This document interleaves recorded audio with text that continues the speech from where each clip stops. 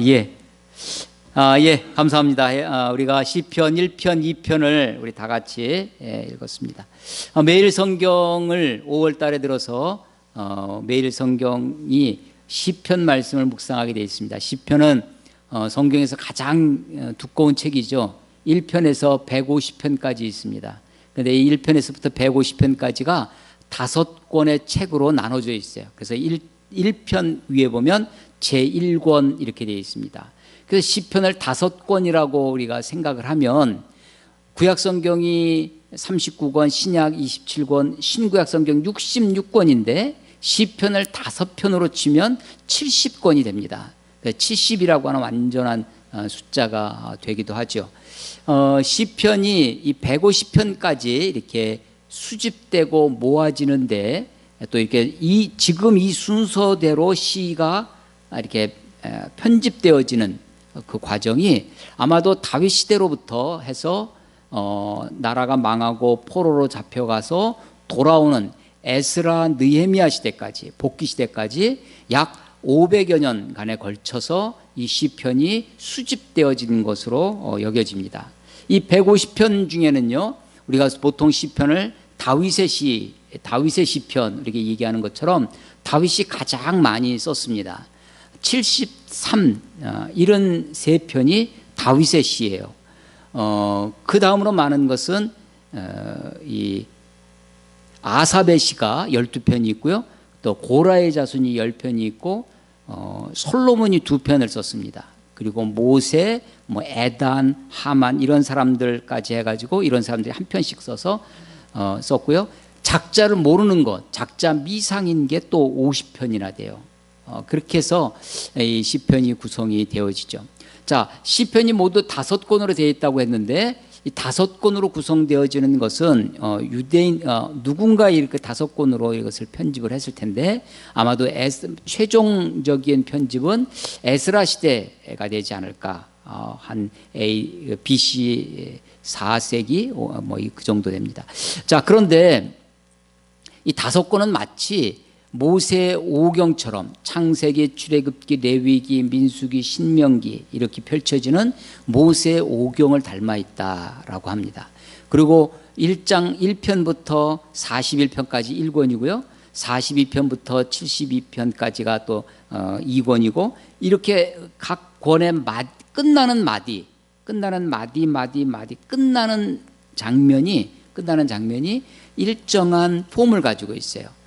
끝맺음, 하나님을 찬양하는 이스라엘의 하나님을 영원토록 영원부터 영원까지 송축할지어다. 이런 식으로 이렇게 송영이라고 하는데요. 끝맺음 말이죠. 그래서 이게 끝나는 거구나. 1권이 끝나는구나. 41편에서 72편에서 여기 끝나는구나. 그러니까 알 수 있도록 되어 있습니다. 이 시편 150편을 옛날에 제가 어렸을 때는 특히 욥기, 시편, 잠언, 전도, 아가 이게 5권을 우리가 시가서라고 얘기를 합니다. 시가서 5권의 이런 책들은 어느 때든지 읽어도 괜찮은 책. 그래서 잠언서가 31장까지 있는데요. 한 달이 31일이잖아요. 그래서 오늘이 예를 들어서 5월 3일이다. 그러면 잠언서 3장을 읽는 거죠. 하루에 잠언서를 한 장씩 읽으면 한 달이면 읽는다. 자, 이 시편을 150편이니까 하루에 5편씩 읽으면 그래서 매일 아침에 하루를 지혜롭게 살기 위하여 잠언을 한 장씩 읽고 저녁에 하루를 반성하고 또 하나님께 찬양하기 위하여 시편을 5편씩 읽으면 한 달이 된 거예요. 아침 저녁에 잠언과 시편을 읽으면 우리 신앙생활에 도움이 된다. 이런 이야기로 이제 듣곤 했습니다. 그러면서 이제 시편이나 잠언은 어느 때든지 어느 곳을 읽어도 되는 그런 책으로 인식되어졌어요.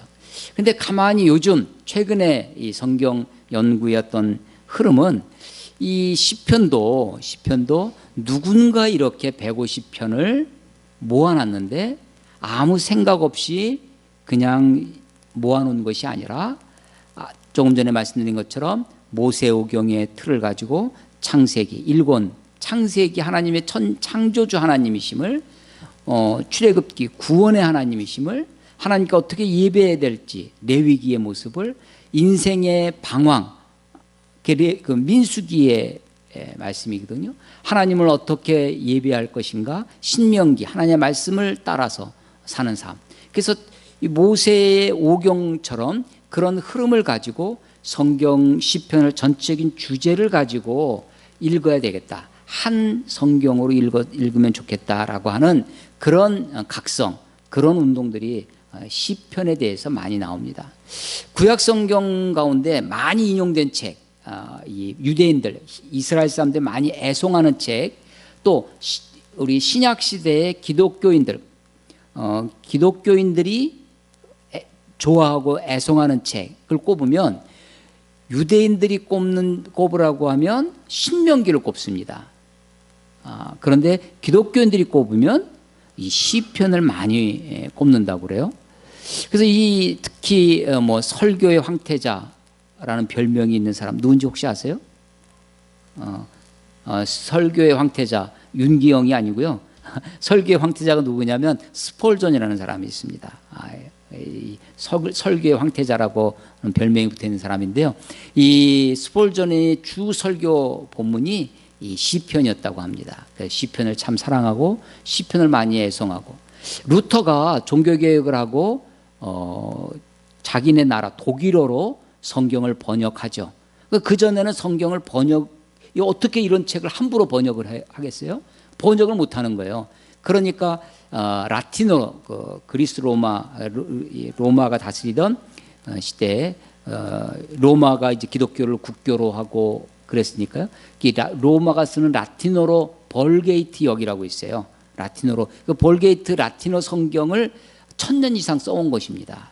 그렇게 써오다가 그게 전부인 줄 알았는데, 그러니까 일반 백성들은 성경을 읽을 수도 없어요.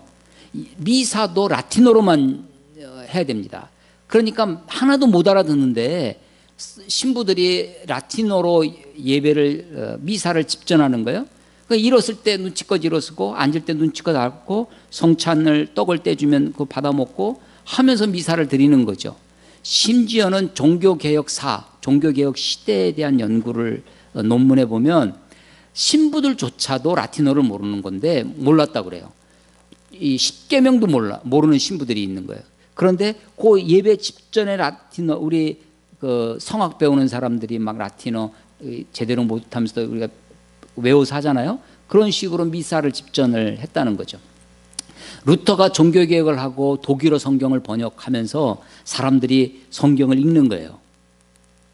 그 조금 전에 구텐베르그가 금속 활자를 만들어서 더군다나 그걸로 성경을 인쇄를 해서 똑같은, 옛날에는 다 손으로 필사를 했는데 금속 활자로 막 찍어내니까 그것이 또 동양에서 넘어온 종이, 금속 활자, 그래서 이 책이라는 것이 나오고 그 성경이 사람들에게 배포가 되어집니다. 사람들이 읽어보니까 그동안 성당에서 들었던 신부들이 하는 얘기가 하나도 맞지 않고 루터가 하는 얘기가 맞구나 라고 하면서 종교개혁이 그게 이제 성공할 수 있었던 건데, 그 독일어 성경 번역에 서문이 있어요. 서문에 뭘 쓰고 있냐면 시편을 쓰고 있다는 거예요. 이 얘기를 하려고 하는 거예요. 지금 성경이 여러 가지 얘기했지만, 루터가 스폴전도 이 설교에 많은 부분 시편을 활용했다. 또 루터도 독일어 번역을 하면서, 성경을 번역하면서 서문에 시편을 인용하고 있다. 이제 대학교 때, 제가 대학교 다닐 때 우리는 참 학생들 때 공부를 많이 안 했던 것 같아요. 축제 기간에 당연히 휴강이죠. 그 주간은 3학년이 수학여행 가고 4학년이 졸업여행을 갑니다. 그러면 교수님들이 한두 번 따라가셔야 되잖아요. 그 교수님이 맡는 1, 2학년 수업 당연히 휴강이죠. 그러니까 3학년 수학여행 간다고 쉬어, 4학년 졸업여행 간다고 쉬어, 축제라고 쉬어, 그런 데다가 데모한다고 쉬어, 그러던 시절이 있습니다. 축제 기간 공식적으로 휴강이에요. 한 주간이. 이제 그때 막 1학년 2학년 때 기도원을 가는 거죠. 기도원을 가서 한 주간 동안 산에 올라가서 시편만 읽고 내려오는 겁니다. 시편 1편부터 150편까지 쭉 읽고 또 읽고 하고 오는 거예요. 마음이 어렵고 힘들 때 시편을 펼쳐서 시편을 읽어요. 시편을 주제를 분류하는데 뭐 감사의 찬양시, 또 왕이 즉위하는 즉위의 시, 제왕시라고 하는데요. 제왕시 뭐 여러 가지가 시편을 분류를 합니다. 내용상으로. 근데 그 중에 제일 많은 건 뭐냐면 탄원시예요. 탄원시. 내가 억울하다는 거죠. 나는 의롭게 살았는데 나는 나름대로 하나님 앞에 정직하게 살고 하나님의 뜻을 대로 살려고 하는데 사방에 원수들이 있다는 거예요. 그래서 이 탄원하는 것, 비탄시라고도 하는데 탄원과 비탄시가 주류를 있다는 겁니다. 우리가 얼핏 생각하면 감사와 찬양에 가장 많을 것 같은데 감사 찬양보다 비탄, 탄원이 더 많아요. 그래서 어렵고 힘들 때 여러분 시편을 한번 읽어보십시오. 이게 수천 년 전에 기록되어 있는 거지만 이 시편을 통해서 우리 마음 속에 이 하나님의 마음이 읽혀지고 나를 돌보시는 하나님, 나의 피난처 되시고 나의 산성이 되시고 나의 바위가 되시는 하나님, 그래서 그리스도인의 기독교인 하나님의 백성으로 살아가는 우리들을 하나님이 위로해 주시고 용기를 주시고 힘을 주시는 말씀들을 시편에서 많이 볼 수 있습니다. 우리의 상황이 어떠하든지 우리의 처지가 어떠하든지 이 시편이 큰 위로와 소망이 된다는 것입니다. 오늘 1편과 2편을 함께 읽었는데요. 시편 1편과 2편은 시편 전체 150편 중에 서문과 같다 이렇게 얘기를 합니다. 그리고 많은 학자들은 1편과 2편이 원래는 하나였다라고 그래요. 그래서 제가 굳이 이것을 1편과 2편을 오늘 함께 읽은 것입니다. 1편 1절에 복 있는 사람은 이렇게 끝납니다. 2편 제일 마지막에 뭐로 끝나죠? 여호와께 피하는 모든 사람은 다 복이 있도다. 복으로 시작해서 복으로 끝나요. 그래서 1편의 첫 구절이 복, 아쉐레라고 하는 단어인데 마지막에 복이 있도다. 복 있는 사람은 복이 있도다로 끝나는 1편과 2편이 하나의 책이었다. 하나의 시였다. 라고 하는 것입니다. 물론 그래도 이제 후대 사람들이 이게 장을 나누고 할 때 요 앞에 표제어가 붙여 있어요. 1편과 2편은 없습니다. 3편에 가시면 다윗이 그의 아들 압살롬을 피할 때 시은 시, 4편의 다윗의 시, 인도자를 따라 현악에 맞춘 노래, 이렇게 시가 시작하기 전에 앞에 표제어라고 하는 말이 붙어 있습니다. 그런데 1편과 2편은 표제어가 없어요. 누가 썼는지 모릅니다. 그래서 1편과 2편은 원래는 하나의 시였다 라고 하는 게 뭐 확실하진 않아요. 이것도 그렇지만 대체로 그렇게 이해를 한다라는 것입니다. 아까 이해한 것처럼 첫 단어 복이 있는 사람은 2편 맨 마지막에 복이 있도다 라고 하는 것이죠. 그리고 표제어가 없는 시, 물론 표제어가 없는 시도 많이 있습니다. 많이 있지만 이 1편과 2편을 서론으로, 그리고 맨 마지막에 146편부터 150편까지 5편이 결론이에요. 서론과 결론이 있는 하나의 책의 시편이다라고 하는 것입니다. 마지막에 146편부터 150편까지는 또 어떻게 끝나냐면요, 할렐루야로 시작해서 할렐루야로 끝나요. 5편이 전부 다 할렐루야로 시작해서 할렐루야시, 할렐루야송이라고 별명이 붙어 있는 것으로 결론이 맺어지고 있죠. 시편 가운데 150편 가운데 기독교인들이 그리스도인들이 많이 애송하는 시가 있습니다. 그 중에 하나가 1편이고 뭐 23편이라든지 8편이라든지 19편이라든지 119편이라든지 또 42편이라든지 또 회개할 때 51편이라든지 이런 여러 애송하는 것이 있고요. 구약의 이 시편과 신약에 인용되어지는 것을 이렇게 연결해 놓는 그런 도표 같은 것도 있는데, 상당수가 이 많은 시편의 구절들이 신약에 인용되어지고 신약의 저자들도 시편을 애송했다라고 하는 것입니다. 시편을 150편까지 쭉 이렇게 하지 않고 그러면 또 너무 지루하겠죠. 그래서 1편부터 23편까지 이 5월 달에 함께 묵상합니다. 이것을 따라서 여러분이 함께 묵상하시고 시편의 세계에 푹 젖을 수 있으면 참 좋겠다. 제가 설교를 준비하면서 한편으로는 좀 여러분에게 미안하기도 하고 아쉬운 것, 내가 이 시를 시로서 설명하고 시적 감흥이 들도록 막 이렇게 시를 시로 읽어야 되는데 시를 산문으로 운문을 운문으로 전달하지 못하고 운문을 산문으로 이렇게 전달을 해서 이것을 설명을 하려고 하니까 이런 아쉬움이 좀 들어요. 그런데 여러분 가만히 이것을 시다, 노래다 생각하시고 이것을 곱씹어 보시고 읽어 보시면 하나님의 은혜가 여러분한테 넘쳐나시리라 믿습니다. 예, 복 있는 사람은 이렇게 시작됩니다. 우리 동양 사람들도 아니 전 세계 모든 사람이 동서고금을 말하면서 복만큼 좋아하는 게 없죠. 우리는 복하면 한자의 복자를 써보시면 보일 시자에다가 나릴자 쓰고 입구자 쓰고 밭전자를 쓰면 복자입니다. 보일시 보여주는 거예요. 쇼 보여주는 거예요. 뭐 크게 입구는 먹는 거죠. 밭전 재물이죠. 그래서 이 물질적인 복이 남에게 보여줄 만큼 많은 것, 이게 복이다라고 생각을 했어요. 굉장히 가시적이고 물질적인 복의 개념이 이 복이라는 한자에 들어 있습니다. 오복을 이야기합니다. 오복, 5가지 복. 혹시 들어보셨어요? 뭐가 있어요? 오복? 사서 삼경에 서경이라고 있습니다. 노노맹자, 대학중용, 그리고 이 사서 삼경, 시경, 서경, 역경, 이게 사서 삼경인데 그 중에 서경이라는 책이 있어요. 서경에 보면 오복이 나옵니다. 5가지 복. 오복이 첫째가 뭐냐면 오래 사는 거죠. 부, 물질적인 풍요입니다. 강령, 몸과 몸이 튼튼한 강, 마음이 건강한 영, 강령이 있고요. 4번째가 유호덕이라고 있어요. 유호덕.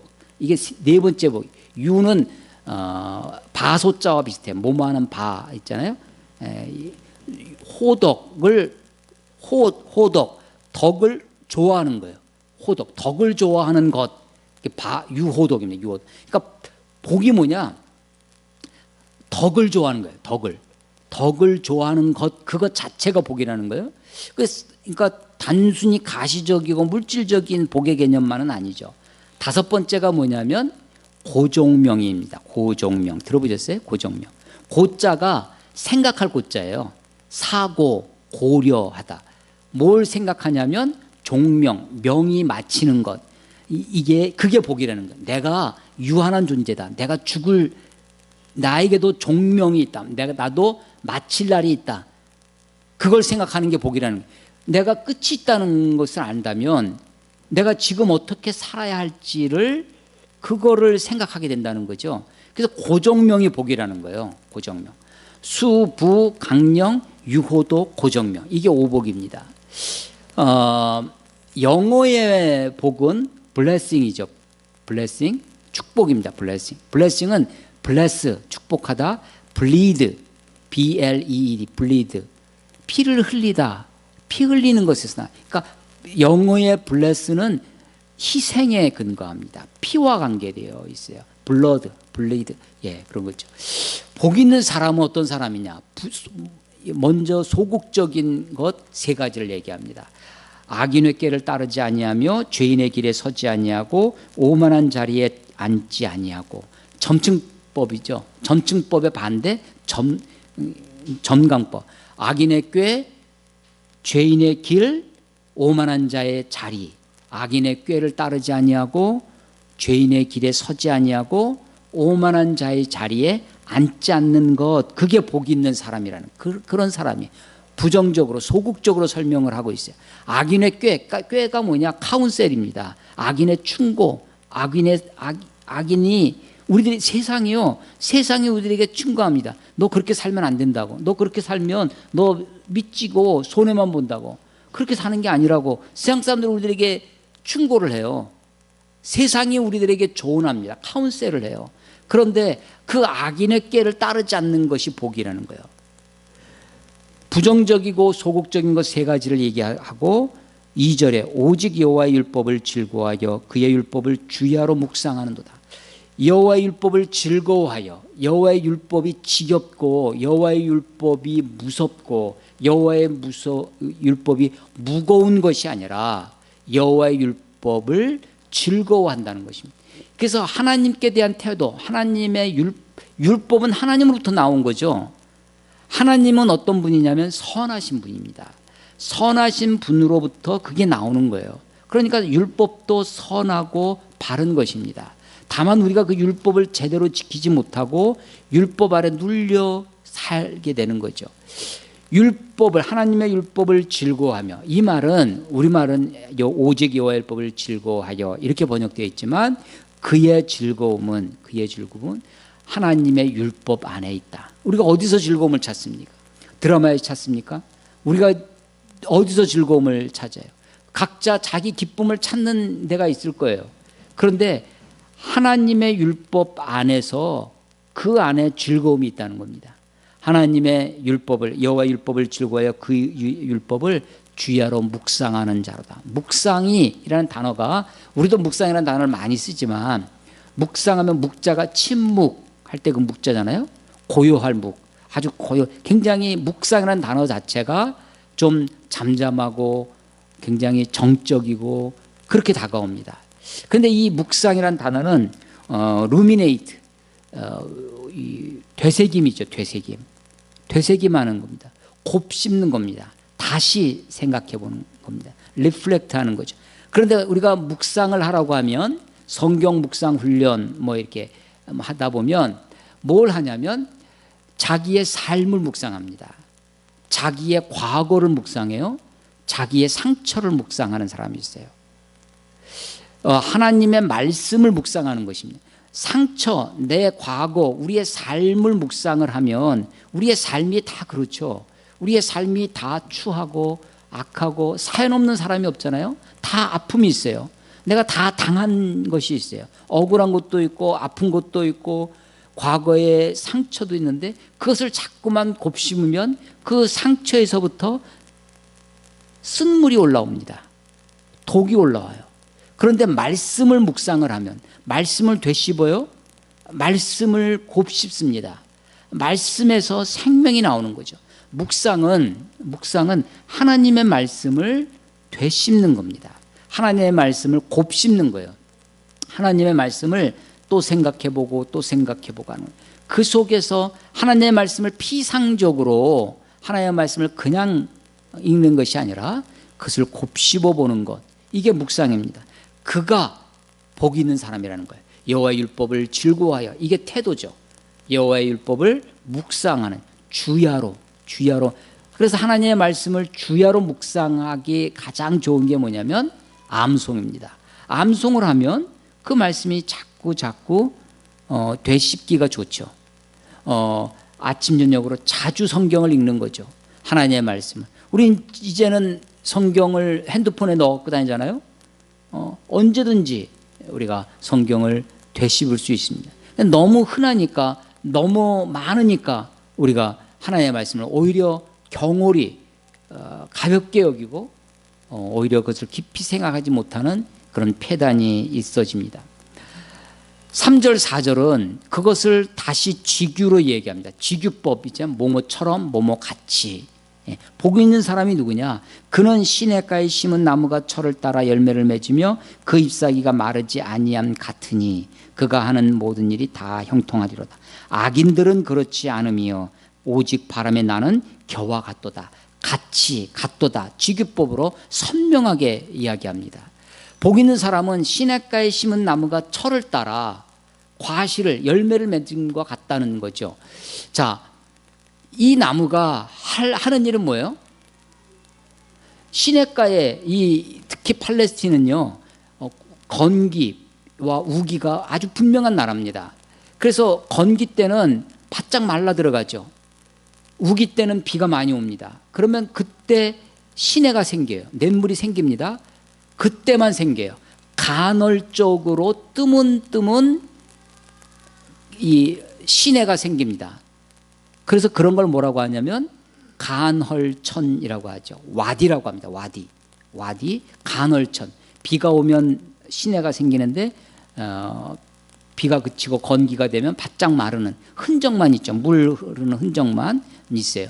그런데 시냇가라고 하는 것은 그런데 샘이 있는 곳에서는 거기서 계속 물이 나오니까 비록 큰 강은 없어도, 강은 아니어도 계속 물이 흘러가게 되죠. 그 시냇가에 심은 그래서 대부분 팔레스틴의 나무들은 이 관목, 키가 작은 나무들이 주로 많은데 시냇가, 오아시스가 있다든지 샘이 있는 곳에서는 종려나무 큰 나무들이 그렇게 있게 되어집니다. 시냇가에 심은 나무가 이 나무는 가물어도 건기 때도 그 빛을 발합니다. 철을 따라 열매를 맺습니다. 잎사귀가 마르지 아니함 같아요. 잎사귀가 많아서 무성해서 잎사귀만 무성해서 저주를 받은 무화과나무 이야기가 복음서에 나옵니다. 잎사귀만 많고 열매가 없는 삶, 우리가 생각할 수 있지만 그렇다고 잎사귀가 불필요하다든지 무가치한 것이 아닙니다. 잎사귀에 사는 광합성이라고 하는 것이 아주 중요한 성장과 생장에 굉장히 중요한 역할을 하죠. 잎사귀가 많아야 그 밑에 그늘에 쉬기도 합니다. 나무의 가치를 한껏 높여주는 것이 잎사귀입니다. 그 잎사귀가 마르지 아니하는 삶, 열매만 있는 것이 아니라 사실은 열매나 잎사귀는 열매를 통해서 다시 재생산이 가능하죠. 씨앗을 통해서, 잎사귀를 통해서, 광합성을 통해서 자기가 살아가요. 그래서 이 열매가 풍성한 삶, 잎사귀가 풍성한 삶이 시냇가에 심은 나무의 특징입니다. 근데 이 나무가 한 일은 뭐예요? 시냇가에 누가 심었어요? 나무 스스로 자기가 시냇가에 가서 자기 자발적으로 가서 심은 것이 아닙니다. 사실은 시냇가에 심은 나무는 그냥 어쩌다 보니까 시냇가에 심겨진 거예요. 그리고 거기서 철을 따라. 그러니까 이 열매나 이 풍성한 잎사귀가 자기 자랑은 아니죠. 시냇가 덕분입니다. 요한복음에 보면요, 요한복음 15장에 보면 포도나무, 우리 교회잖아요. 포도나무와 그 가지 이야기가 있습니다. 포도나무가 가지에 붙어 있으면 절로 열매를 맺음과 같으니 나무를 떠나서는 그 가지가 그 나무를 떠나서는 아무것도 할 수 없느니라. 나를 떠나서는 너희가 아무것도 할 수 없다. 포도나무 가지가 포도나무에 붙어 있음 그것만으로 귀한 일이죠. 은혜입니다. 마찬가지로 시냇가에 심은 나무, 시냇가에 심겨진 것이 은혜이죠. 하나님의 크신 은혜입니다. 악인들은 그렇지 아니하다. 오직 바람에 나는 겨와 같도다. 지금이야 우리가 마트나 이런 데서 쌀을 사면 쌀이 깨끗하죠. 저희가 어렸을 때는 이 쌀에 돌도 많고 겨도 많았습니다. 그래서 이것을 쌀을 씻을 때는 꼭 조리질이라는 것을 해야 됐고요. 겨가 너무 많으면 키질을 합니다. 쌀과 이 겨는 껍질만 있는 거예요. 알맹이는 없고. 그것을 키질을 합니다. 이렇게 키질을 하면 바람을 등지고 키질을 하면 가벼운 껍데기, 쭉정이는 날아가고 알곡만 떨어집니다. 그 쭉정이만 날아가는 것, 그게 겨입니다. 겨. 열매가 없는 것, 속에 알맹이가 없고 껍질만 있는 게 쭉정이, 겨, 똑같은 단어를 쓰는데 오직 바람에 나는 겨와 같도다. 바람에 나는 겨는 다 날아가고 알곡만 모아 창고에 곳간에 들이는 하나님의 마지막의 심판을 염두에 두고 하시는 말씀이죠. 5절 그러므로 악인들은 심판을 견디지 못하며 심판대 앞에 설 수도 없습니다. not stand예요. 설 수도 없어요. 심판을 견디지 못하며 죄인들이 의인들의 모임에 들지 못하리로다. 오직 의인들의 길은 여호와께서 인정하시나 악인의 길은 망하리로다. 의인의 길은 여호와께서 인정하신다는 것이 하나님께서 돌보신다라는 것입니다. 워치 오버입니다. 하나님께서 돌보시는 거예요. 그래서 공동번역은 돌보신다고, 의인의 길은 야훼께서 돌보시며 이렇게 번역을 해놨습니다. 하나님이 의인의 길은 돌보신다는 거예요. 그런데 악인의 길은 망한다라고 하는 것이냐, 망하리로다. 1편이 의인과 악인, 복 있는 사람과 복 없는 삶, 복 없는 사람이 바로 악인의 길이죠. 의인과 악인의 길을 대비해 주고 있습니다. 그리고 이 의인과 악인, 복 있음과 복 없음을 나누는 분기점이 무엇이냐면 그것이 율법입니다. 율법을, 하나님의 율법, 여호와의 율법을 즐거워하는 삶, 그리고 그것을 주야로 묵상하는 삶. 그러니까 1편을 통해서 우리가 할 수 있는 일이 뭐냐면 하나님의 말씀은, 여호와의 율법을 즐거워하는 것입니다. 그리고 그 율법을 주야로 묵상하는 것, 그것이 우리가 할 일이죠. 악인과 의인을 나누는 분기점이 어디냐? 율법에 있다라고 하는 것입니다.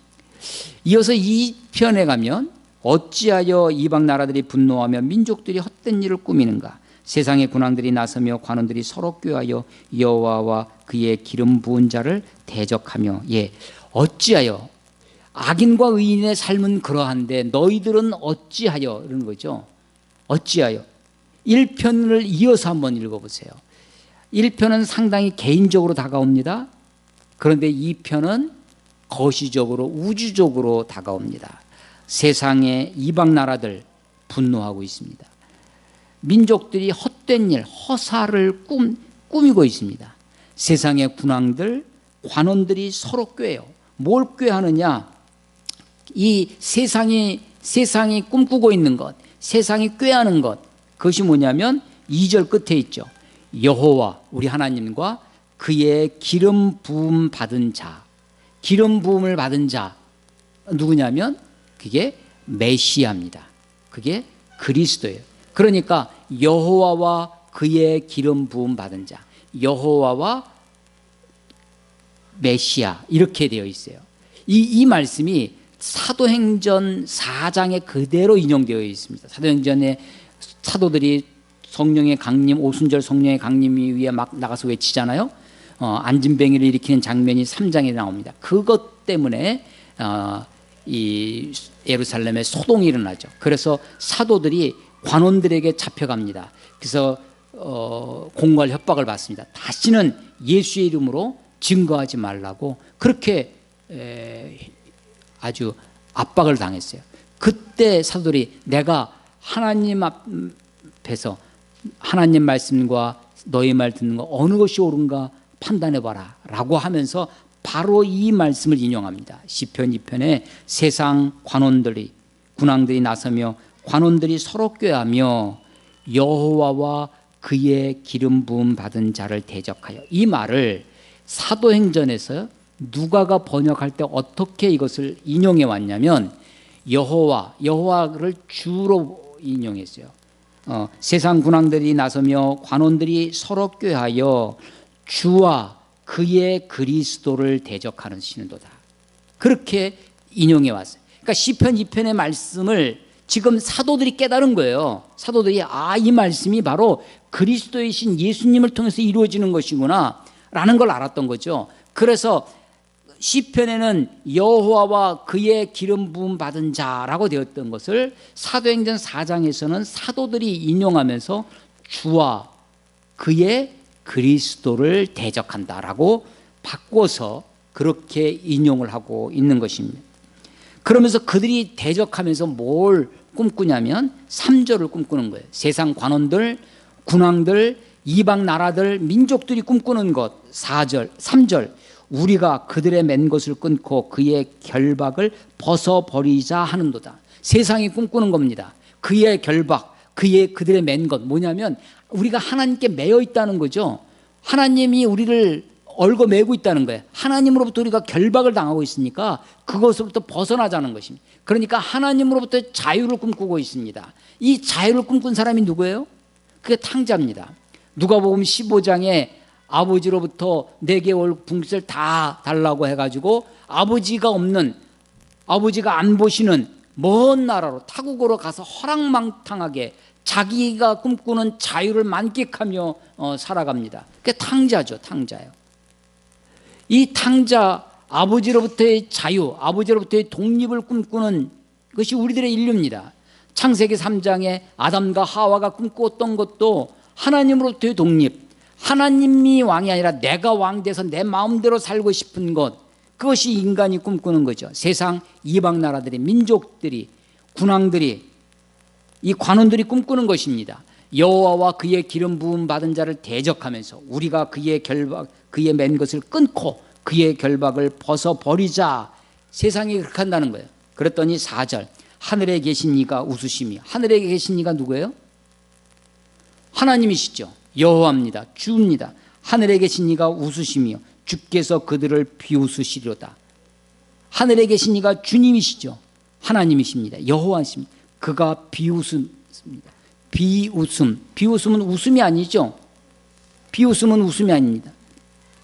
그러면서 5절 그때의 분을 바라며 진노하사 그들을 놀라게 하여 이르시되 내가 나의 왕을 내 거룩한 산 시온에 세웠다 하시로다. 하나님의 반응이 저들의 그런 하나님으로부터의 독립, 하나님으로부터 자유를 추구하는 헛된 일을 꾸미는 저들, 하나님과 여호와와 그의 기름 부은 자를 대적하는 이 악한 세상에 대하여 비웃습니다. 조롱하십니다. 분노하십니다. 그리고 방법이 뭐였냐면 처방 6절 내가 나의 왕을, 내가 하나님이죠. 나의 왕 누구예요? 예수님이십니다. 그의 기름 부음 받은 자입니다. 예수님, 하나님이 그의 아들 나의 왕을 내 거룩한 산 시온에 세웠다. 시온에 예루살렘 성입니다. 그 예루살렘 성 골고다 언덕에 십자가가 세워지죠. 물론 그것은 그리스도의 십자가를 얘기하지만 그리스도의 통치권, 하나님의 우주적인 통치를 이야기하시기도 하십니다. 그러면서 이제 7절에 내가, 이 내는 누구냐면 그 기름 부음 받은 자입니다. 예수님이세요. 내가 여호와의 명령을 전하노라. 명령을 전하는, 하나님의 심부름 받아서 하나님이 시키시는 일을 하는 사람, 그게 누구냐면 기름 부음 받은 자입니다. 기름 부은다는 것은 뭐냐면 신적인 권위가 그에게 주어져서 하나님의 심부름꾼, 하나님의 대리인, 하나님의 일꾼이 된다는 뜻으로 신적 권위를 부여한다는 의미로 기름을 부었어요. 왕에게, 제사장에게, 선지자에게 기름을 부었습니다. 그런데 그런 왕 같은 제사장, 왕 같은 메시아, 제사장 같은, 선지자 같은 기름 부음 받은 자, 사람들은 다윗과 같은 왕, 그런 것을 기다렸지만 하나님은 예수 그리스도를 통해서 섬기는, 십자가에 달리시는 그리스도를 우리에게 보내주시는 거예요. 자, 7절에 보면 내가, 그리스도 예수님이 하시는, 내가 여호와의 명령을 전하노라. 여호와께서 내게, 예수님에게 내게 이르시되 너는 내 아들이라 오늘 내가 너를 낳았도다. 너는 내 아들이라 오늘 내가 너를 낳았도다. 이 말씀은 예수님이 침례, 세례를 받으면서 올라오실 때 하늘문이 열리며 그때 들려 음성입니다. 너는 내 아들이라. 예수님이 변화산에 올라가셔서 모세와 엘리야와 함께 아주 영광된 모습으로 변화하신 적이 있어요. 마태복음 17장에 나오는 그 변화산에서 들려온 음성이 뭐였냐면 너는 내 아들이라 라고 하는 것이죠. 그래서 이 시편 2편 7절에 너는 내 아들이라 오늘 내가 너를 낳았도다라는 말씀이 예수 그리스도를 통해서 이루어지는 것입니다.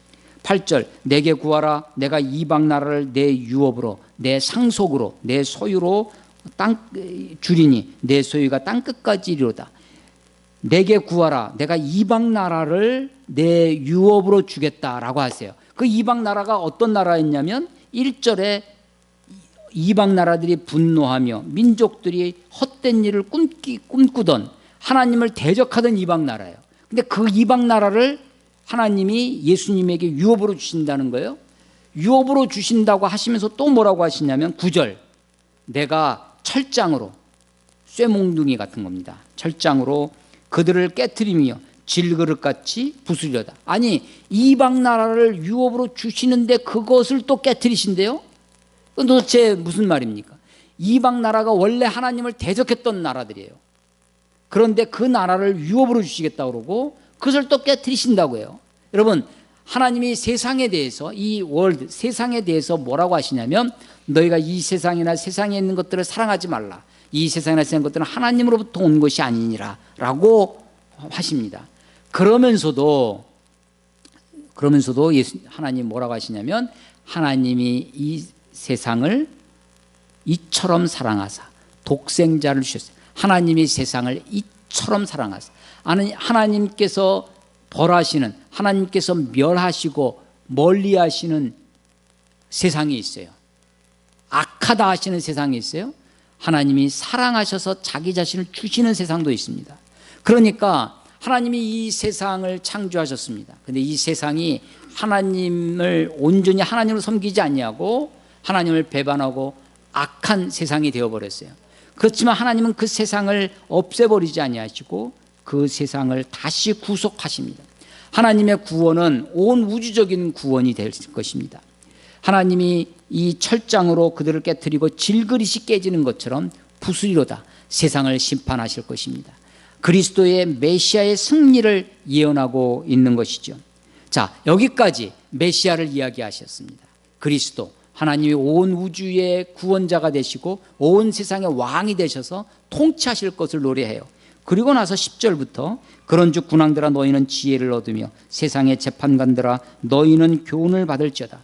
물론 이것이 세상의 군왕들, 나라의 통치자들을 생각할 수 있지만 왕같은 지군은 내가 세상의 왕인 줄 알고 하나님 없이 내가 왕 노릇하고 내가 주인 노릇하는 우리 모두를 향해서 하시는 말씀입니다.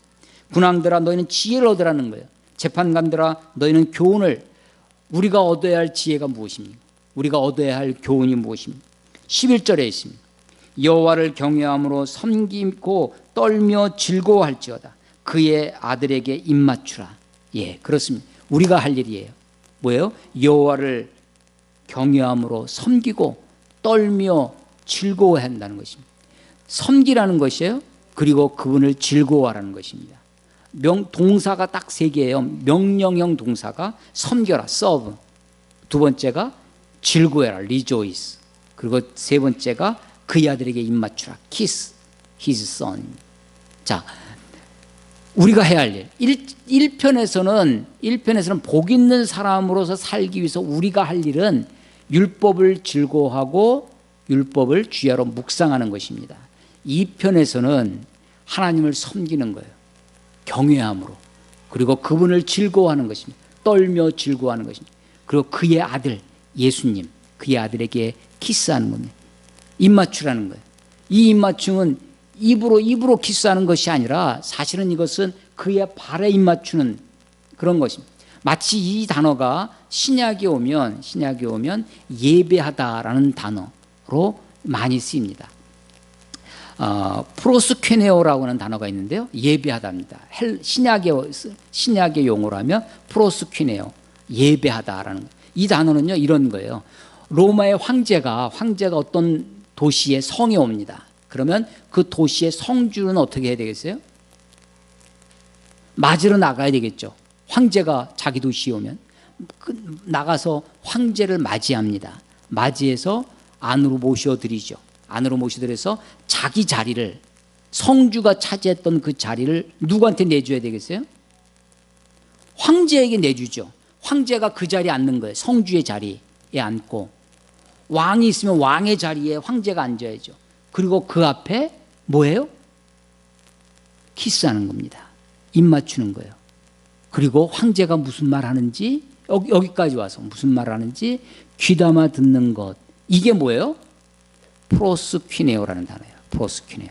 이게 예배하다라는 단어로 신약 성경에 쓰입니다. 자, 하나님을 섬깁니다. 떨며 경외하며 섬기고 떨며 즐거워하는데 그 앞에 나아가 그분 앞에 그 아들 예수님에게 키스하라는 거예요.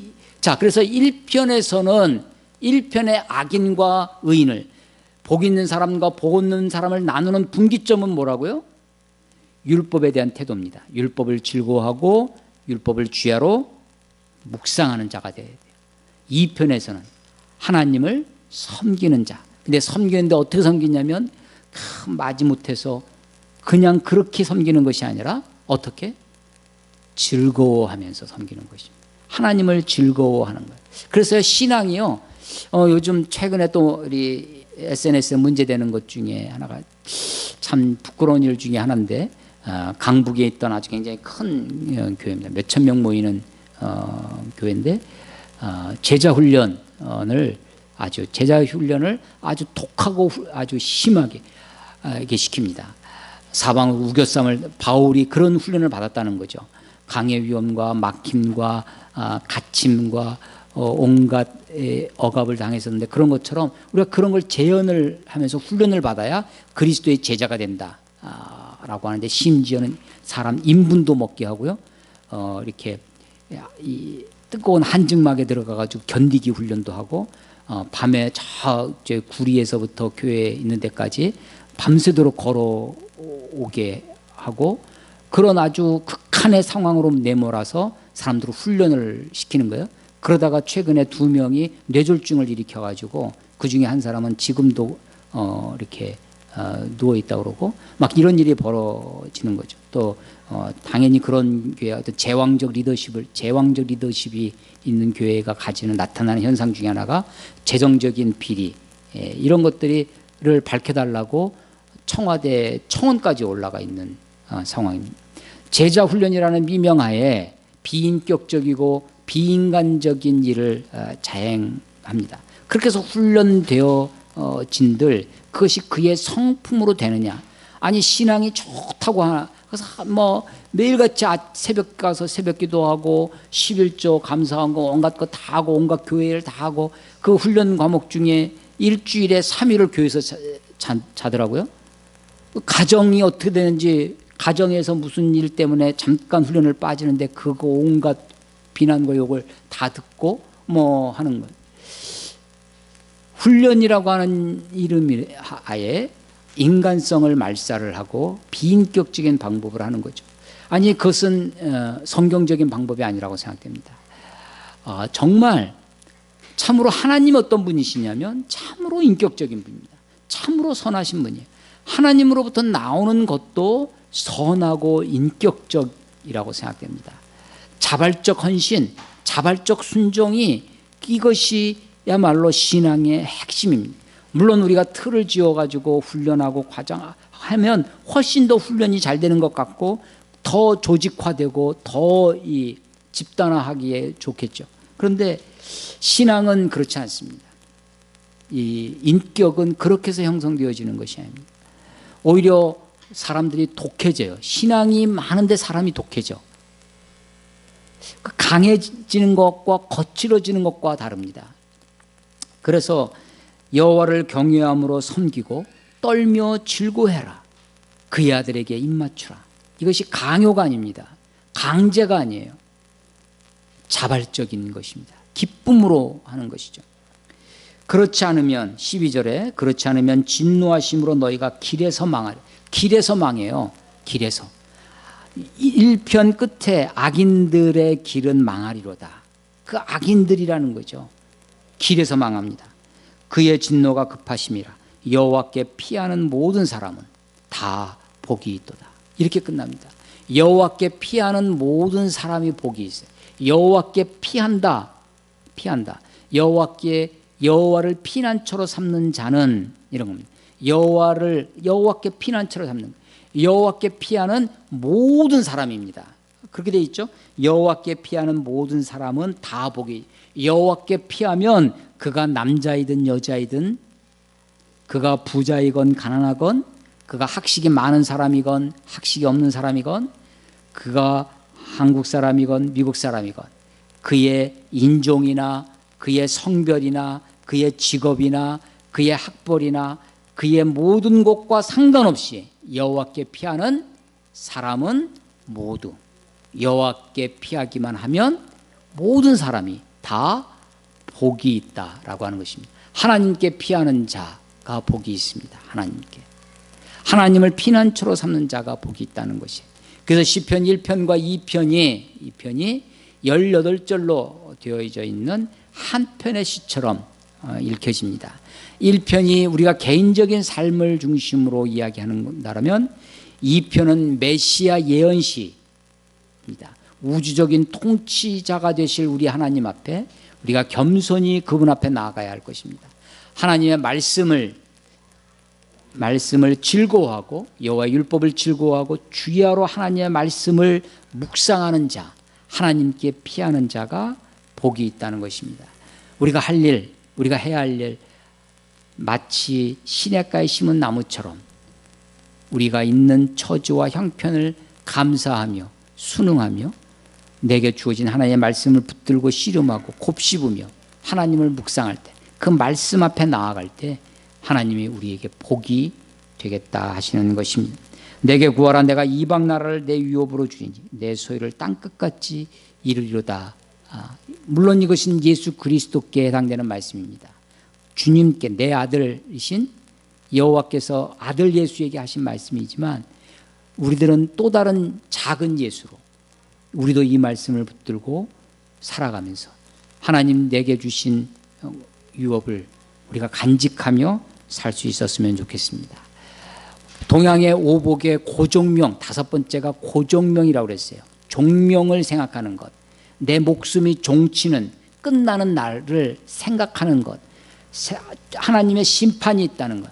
여러분, 종국을 알면, 끝을 알면 끝은 여호와의 승리로 철장으로 그들을 깨뜨리고 질그릇같이 부수고 온 세상의 왕으로 임하실 마지막을 알면 우리가 비록 지금 어려움을 당해도, 비록 지금 환난과 곤고와 우겨쌈을 당한다 할지라도 마지막을 알면 우리가 인내할 수 있습니다. 마지막을 알면 우리가 참아 기다릴 수 있습니다. 하나님의 말씀을 주야로 묵상하는, 하나님의 말씀을 즐거워하는, 여호와를 즐거워 섬기는, 억지로가 아니라, 누가 시켜서가 아니라, 누가 강요해서가 아니라, 훈련 과목에 있기 때문이 아니라 내 마음속에 일어나는 그 작은 하나님을 향한 열심을 내가 키우고 내 몸을 주님께 복종해서 그 말씀을 붙들고 살아가는 저와 여러분이 되시기를, 그래서 이런 복 있는 사람이 다 되시기를 주의 이름으로 축원합니다. 기도하겠습니다. 하나님 아버지의 은혜를